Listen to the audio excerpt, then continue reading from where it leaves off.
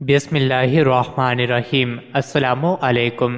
روزانہ واقعات سننے کے لیے اس چینل کو سبسکرائب کریں۔ بازار میں ایک کنیز عورت لونڈی فروخت ہو رہی تھی۔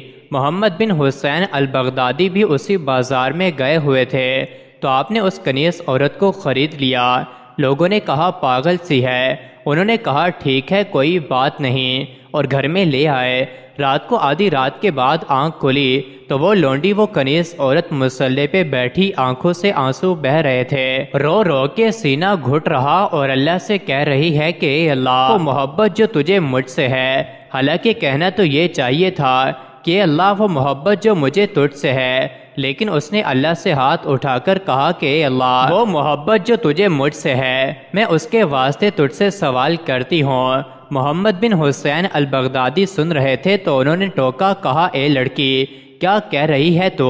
یوں کہہ اے اللہ وہ محبت جو مجھے تجھ سے ہے۔ تو اس نے کہا چپ کرو، اگر اس کو مجھ سے محبت نہ ہوتی تو وہ آدھی رات کو مجھے یہاں نہ بٹھاتا اور تجھے وہاں نہ سلاتا۔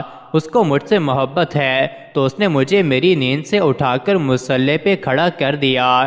پھر کہنے لگی اے اللہ، اب تو تیری میری محبت کا راز فاش ہو گیا، لوگوں کو پتہ چل گیا کہ ہم محب و محبوب ہیں۔ اے اللہ اب مجھے اپنا وصال دے دے، مجھے اپنا ملاپ دے دے، اپنے پاس بلا لے۔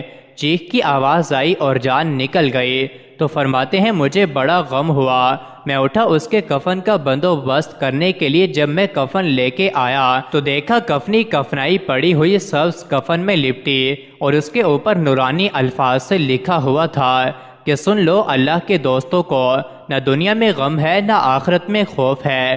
خالد بن عبدالعزیز کہتے ہیں کہ حافظ الحدیث حیوہ بنت شریف بہت ہی مفلوق الحال اور تنگ دست تھے اور خوف خداوندی سے دن رات رویا کرتے تھے۔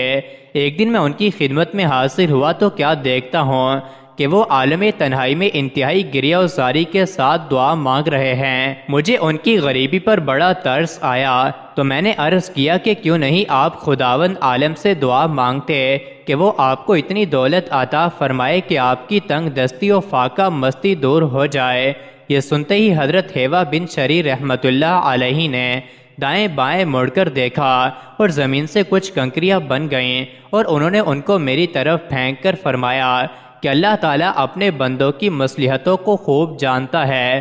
پھر میں نے عرض کیا کہ میں ان سونے کے ٹکڑوں کو کیا کروں؟ تو فرمایا کہ تم ان کو اپنے اہل و عیال پر خرچ کر ڈالو۔ خالد بن عبدالعزیز کا بیان ہے، میں اس حال اور ان کے جلال سے اس قدر خائف ہو گیا کہ مارے ڈر کے ان کے فرمان کو ٹال نہیں سکا اور میں ان سونے کے ٹکڑوں کو ساتھ لے کر اپنے گھر چلا گیا۔ مزید ایسے ہی ویڈیوز کے لیے چینل کو ضرور سبسکرائب کریں۔